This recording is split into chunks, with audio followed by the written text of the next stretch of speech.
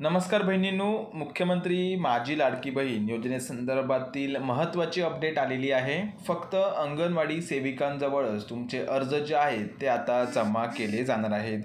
तर लाडक्या बहिणींनो, या संदर्भातील GR जो आहे तो शासनाकडून निर्गमित करण्यात आलेला आहे।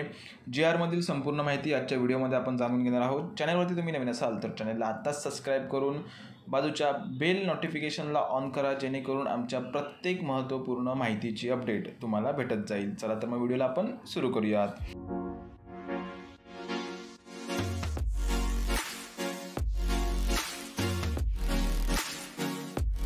तर तुम्ही इथे पाहू शकता, मुख्यमंत्री माझी लाडकी बहीण या योजनेच्या अंमलबजावणीत सुधारणा करण्याबाबत महिला व बाल विकास विभागाअंतर्गत 6 सप्टेंबर रोजी हा जो शासन निर्णय आहे तो इथे घेण्यात आलेला आहे। प्रस्तावना इथे जाणून घेऊयात।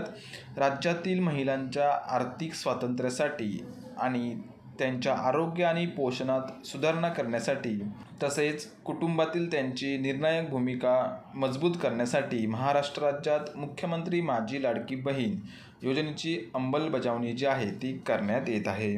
त्यानुसार या योजनेअंतर्गत यापूर्वी 11 प्राधिकृत व्यक्तींना अर्ज स्वीकारण्यास परवानगी जी आहे ती देण्यात आलेली होती, परंतु आता सदर योजनेअंतर्गत प्राप्त होणाऱ्या अर्जांची संख्या मर्यादित होत असल्याने फक्त अंगणवाडी केंद्रातच अंगणवाडी सेविकांमार्फत अर्ज जे आहेत ते स्वीकारले जाणार आहेत।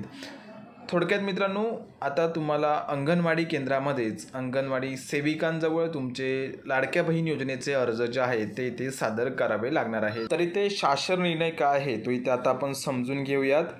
नागरी व ग्रामीण भागातील बालवाडी सेविका किंवा अंगणवाडी सेविका, त्यानंतर समूह संघटक, मदत कक्ष प्रमुख, आशा सेविका, सेतू सुविधा केंद्र, अंगणवाडी पर्यवेक्षिका, ग्रामसेवक व आपले सरकार सेवा केंद्र या अर्ज स्वीकारण्यास प्राधिकृत करण्यात आले होते, परंतु आता या शासन निर्णयाद्वारे अंगणवाडी सेविका व्यतिरिक्त इतर सर्व प्राधिकृत व्यक्तींना अर्ज स्वीकृतीचे देण्यात आलेले अधिकार जे आहेत ते रद्द करण्यात आलेले आहेत।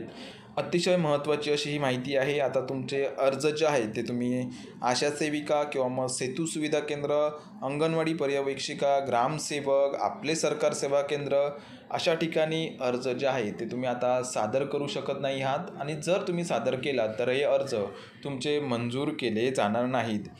अर्ज जर तुम्हाला मंजूर करून घ्यायचे असेल तर अंगणवाडी केंद्रामध्ये अंगणवाडी सेविकांजवळच तुम्हाला तुमचे अर्ज जे आहेत ते इथे सादर करावे लागणार आहेत।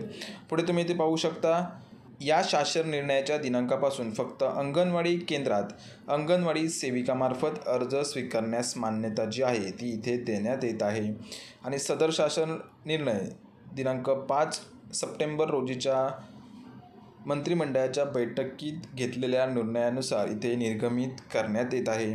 आणि हा सदर शासन निर्णय आहे मित्रांनो तो तुम्हाला www.maharashtra.gov.in या संकेतस्थळावरती पाहायला भेटणार आहे। तर आशा करतोय व्हिडिओमधील माहिती नक्कीच तुमच्या फायद्याची असेल। व्हिडिओ तुम्हाला जर आवडला असेल तर व्हिडिओला लाईक करून जास्तीत जास्त लाडक्या बहिणींपर्यंत शेअर करा, जेणेकरून त्यांनासुद्धा या माहितीचा फायदा होईल। धन्यवाद।